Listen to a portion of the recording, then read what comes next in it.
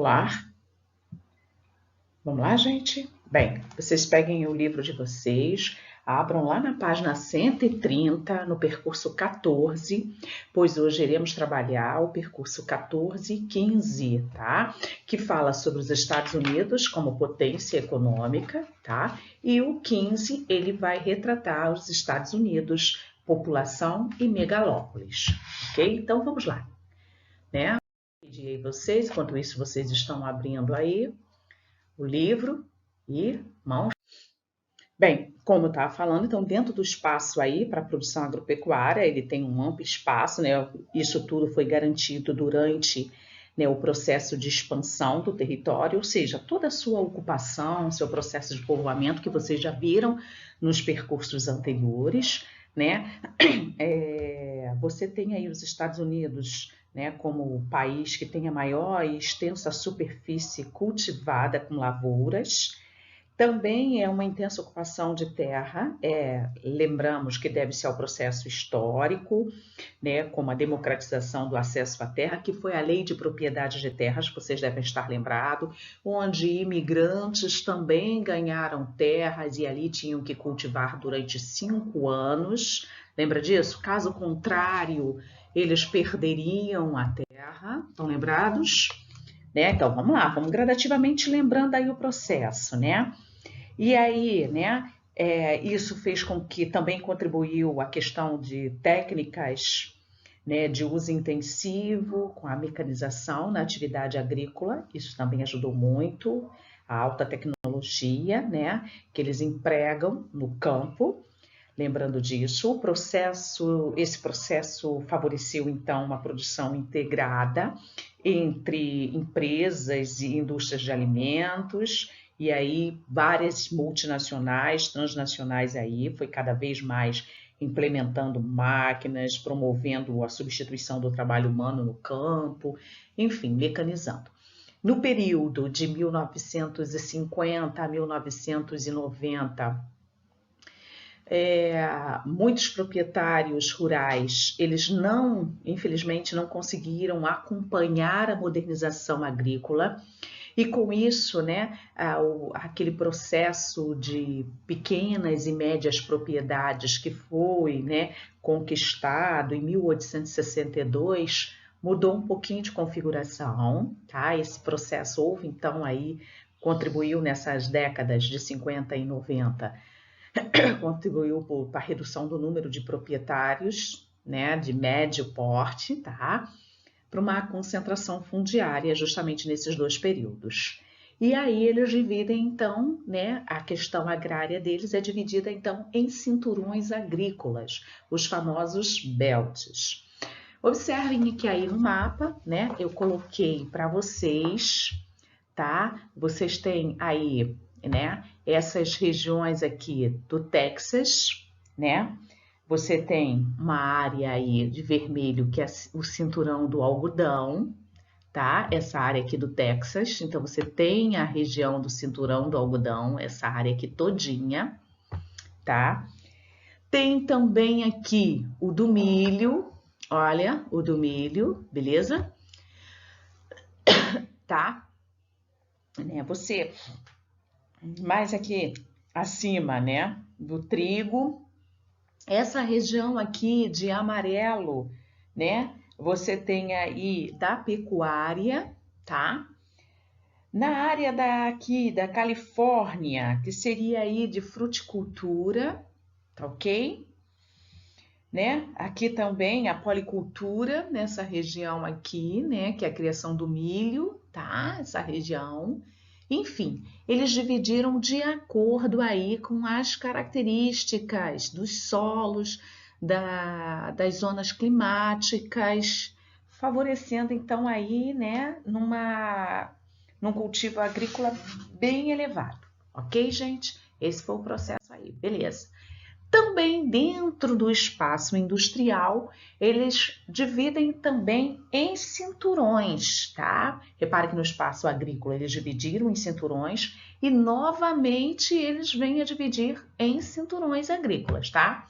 Esses cinturões agrícolas aqui, você tem, né, o fator aí do Manufacturing Belt, que aqui seria a região industrial mais antiga, que é justamente nessa região nordeste, tá? Você tem a região industrial de nova e alta tecnologia, né? Justamente essa região aqui. Você tem nessa região aqui, onde vocês vão ver que é justamente a área do Vale do Silício, né? Indústria aí de aeroespacial, indústria aeronáutica, tá? Bem, o que que acontece, né? Você, nessa região aí, também chamado, né, do cinturão industrial, e aqui, como tem um predomínio do clima temperado e a presença de invernos rigorosos, justamente nessa região, eles receberam a denominação de Snow Belt, que é o cinturão da neve, né? O desenvolvimento industrial nessa região simplesmente, o que eu digo, gente, é essa região aqui, tá? Essa região aqui que eu tô falando, beleza? Você tem aí o desenvolvimento industrial, obteve um largo aproveitamento dos recursos naturais regionais, né? Além de eficientes meios de transporte ferroviário, rodoviário, a questão dos meios modais que nós já estudamos. Nessa região aqui onde nós temos os grandes lagos, tá?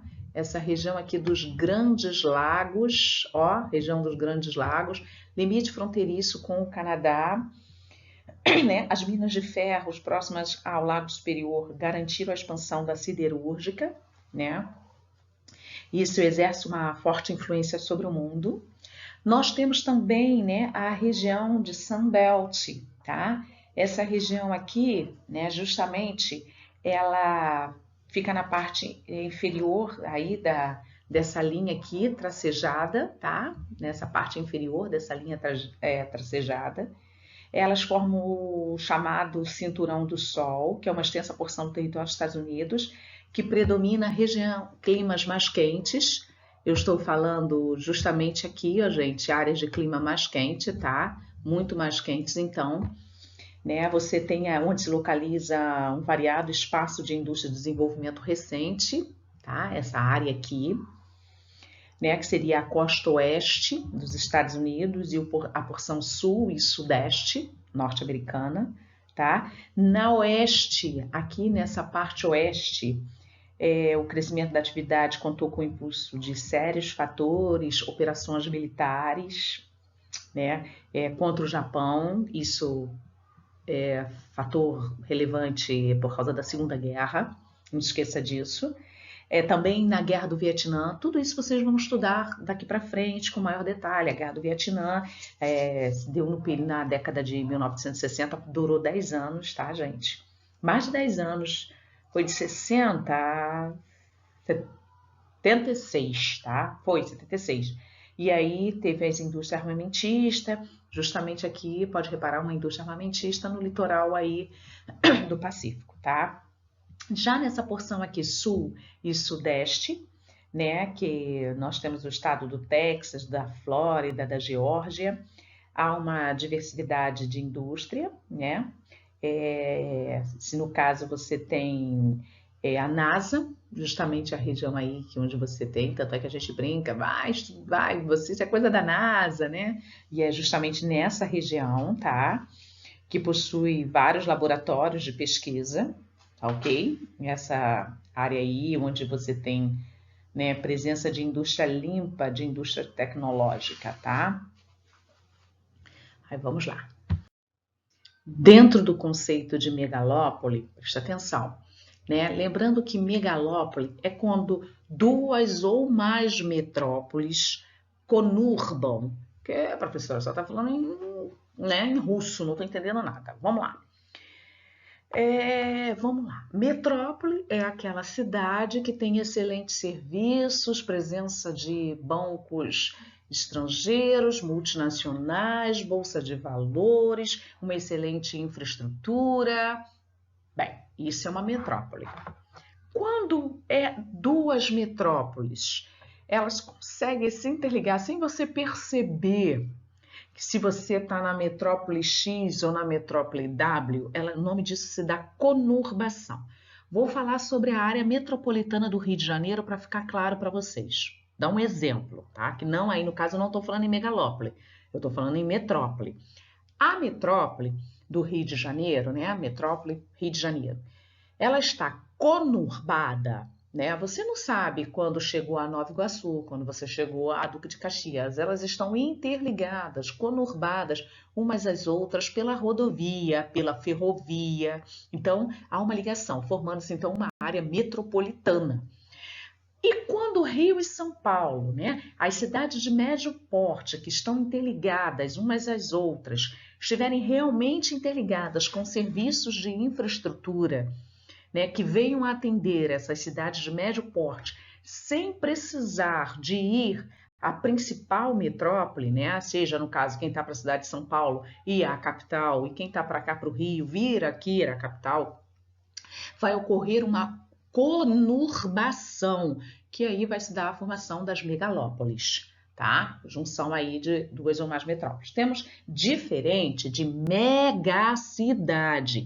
A megacidade é quando se tem, né, acima de 10 milhões de habitantes.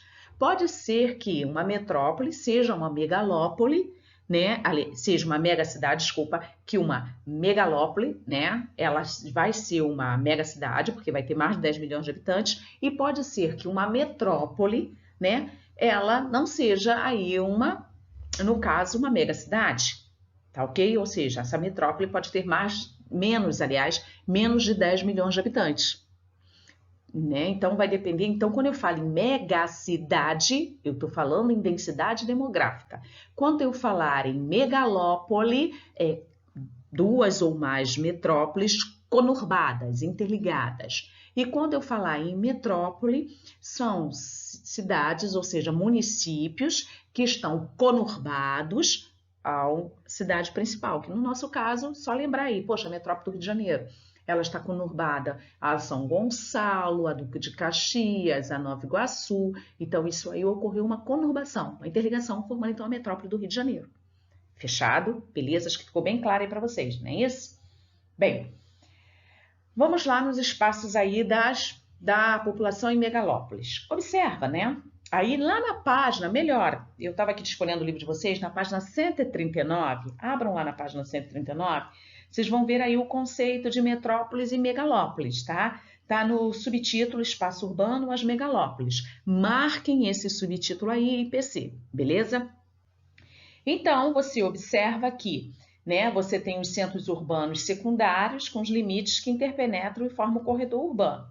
Essas aglomerações, olha aqui, ó, gente, essas aglomerações aqui vão formar, então, ó, essas aglomerações aqui vão formar, então, a megalópole, tá? Tanto é que na página seguinte, né, fala para vocês aí sobre a megalópole do Nordeste, que é a metrópole de Boston com a metrópole de Washington, ou seja, Bos-Wash, ok? Então, você vai ter aí, né, tendo Nova York, olha aqui, tá?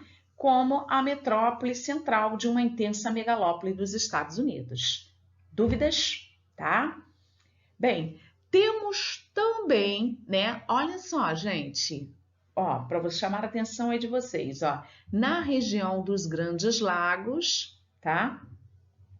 Você tem a cidade aí, ó, de Detroit, Buffalo, tá? Cleveland, Pittsburgh, são o quê? Cidades que estão o quê? Interligadas, conurbadas, tá?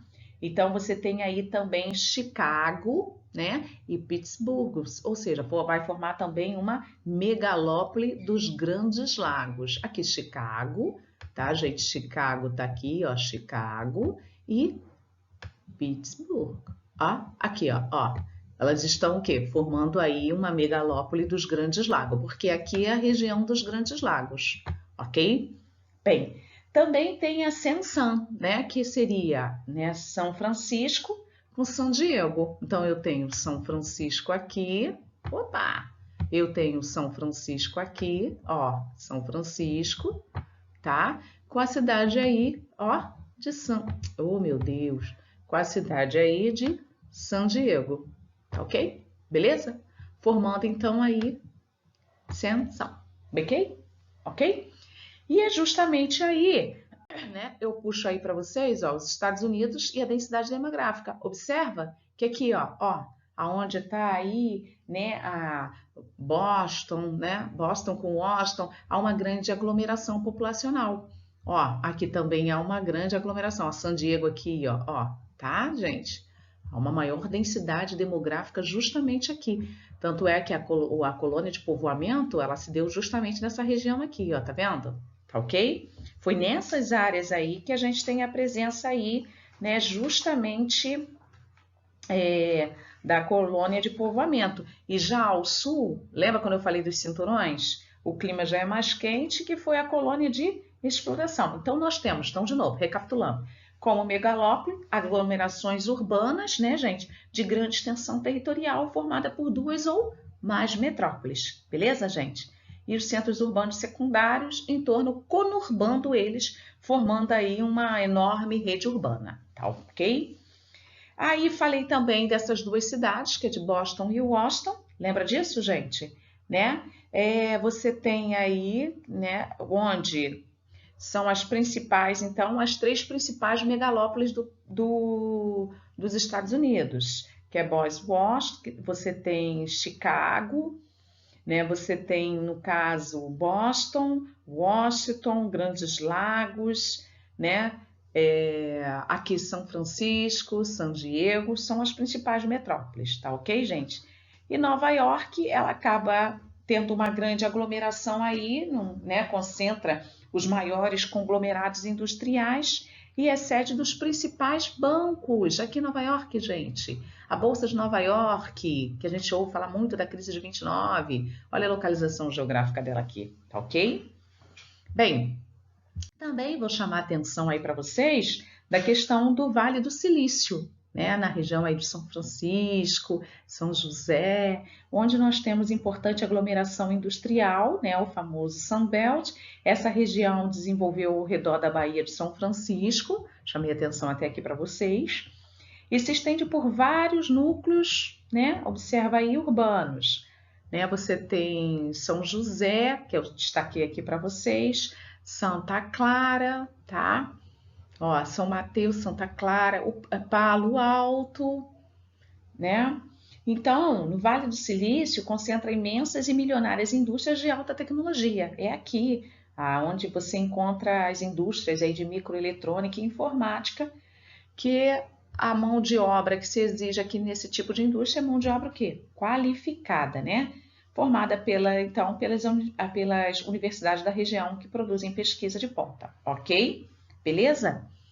Bem, sabemos também, né, quando falamos aí do todo o processo histórico, né, dos Estados Unidos, nós vamos falar aí do processo, lembra que nós falamos da lei de terras, que eles doaram terra para os imigrantes, né?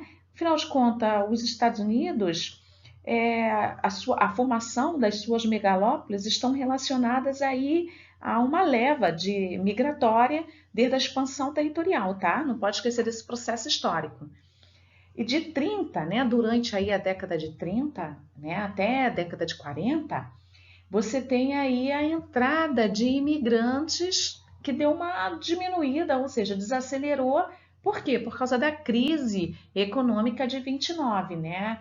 Onde o governo, então, criou leis mais rígidas para o controle migracional. E aí a deflagração também da Segunda Guerra. Né? Durante aí, depois na Segunda Guerra, na segunda metade do século, na verdade, 20, né, você tem um fluxo de imigrantes nos Estados Unidos, ele volta a crescer, não posso esquecer disso. Aí, no caso, principalmente de latinos e asiáticos, né? E é por causa do crescimento dos Estados Unidos e, infelizmente, aí tem o atentado de 11 de setembro, já em 2001, onde faz com que o governo ele volte de novo, né? Se é voltar, só pode ser de novo.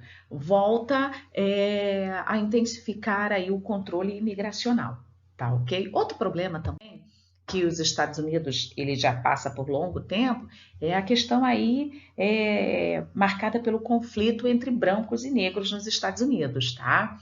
o racismo e a lei dos direitos civis, ok? Você tem, né, em 1865, lembrando que a abolição da escravidão não garantiu plenos direitos, ocorreu a abolição em 1865 nos Estados Unidos, isso não quis dizer que os negros tinham todos os direitos afrodescendentes, tá? Continuaram à margem de uma sociedade e que, na verdade, a vitória, né, da questão da construção da democracia no país, né, com a Lei dos Direitos Civis só em 1965, gente, né, que estende os direitos democráticos a todos os cidadãos nascidos aí nos Estados Unidos, tá? Foi o destaque aí, teve como destaque nessa luta o pastor Martin Luther King, né, que ele luta em questão da população negra no movimento nacional, tá? Tem várias ruas até, perto, próximo ao Norte Shopping, tem até uma rua com esse nome, né? Ele fez a famosa Marcha sobre Washington por trabalho e liberdade dos afrodescendentes, tá? Foi um dos principais líderes do movimento aí estadunidense pelos direitos civis e defensor aí da resistência à não violência, à opressão racial, tá? Bem, vamos lá. Em 2009, os Estados Unidos teve o primeiro presidente negro, que foi com Barack Obama, tá, gente? Isso é marco da história. Nós temos aí na segregação e discriminação da pobreza a formação de guetos. Nos Estados Unidos tem muita questão de guetos, tá? Que é onde, vou dizer assim, é um local onde vive segregada parte da população de minoria étnica e cultural, né? A segregação socioespacial, desigualdade de distribuição de grupos sociais, né? E aqui, no caso, no Brasil, falaríamos que são as comunidades, as favelas, tá? Só que lá é diferente. A forma, aí tem a questão dos guetos, né? Os altos edifícios são ocupados por escritórios, estabelecimentos bancários, centros comerciais. E ao redor estão as indústrias e os bairros por imigrantes e pela classe social menos favorecida, que são os latinos, os asiáticos e os negros. Tá? Localizam-se aí os chamados guetos. Tá? Essa região ali que fica. Então, eles aproveitam os outros. Essa é a segregação. Eles estão separados. Beleza? Ok? Bem, agora nós vamos fazer um pouquinho da atividade lá da página 152. Porque nas lives, né, nós vamos trabalhar os exercícios dos livros com vocês. Então, já começou nessa semana passada, e aí eu fiz um pouquinho aí de um exercício para vocês do que seriam megalópolis, né? Eu expliquei a vocês quando eu mostrei. É a questão da conurbação, né, gente? De duas ou mais metrópoles. O que eu os aconselho? Parem o vídeo, tá? E procurem fazer um exercício aí rapidinho. O que são megalópolis? Diga para mim o que são megalópolis, amores. Né? Aí procurem fazer no caderno, coloquem a resposta. Então vamos lá. Né? Lembra que tínhamos aglomerações urbanas em uma determinada área, né? Onde duas ou mais metrópoles estavam conurbadas. E o que vocês colocariam de resposta? São aglomerações urbanas de grande extensão formadas por duas ou mais metrópoles e centros urbanos secundários no entorno conturbados, formando uma nova rede urbana, tá bom? Então, de acordo lá, quais são as 3 megalópolis dos Estados Unidos? Indica as 3 principais megalópolis. Eu falei para vocês. Quais são? Boston e Washington. A região dos Grandes Lagos você tem Chicago e Pittsburgh. E também você tem aí San e São Francisco e San Diego, ok? São as principais aí, beleza? Ok? Aí depois, agora, né, nós vimos aí a questão que concentra os grandes conglomerados e vou mostrar a vocês aí os exercícios que vocês irão fazer na live. Vocês assistam esse vídeo, leiam lá o percurso, né, que nós trabalhamos agora na videoaula, para que na sexta-feira vocês possam, então, tirar a dúvida com o professor. Tá ok, gente? Não vamos perder o foco, por favor, tá ok? O professor Carlos vai estar lá aguardando vocês para poder tirar todas as dúvidas, beleza? E qualquer coisa é só mandar o recado aí pela nossa sala de aula virtual, ok? Beijão, fui! Beijos!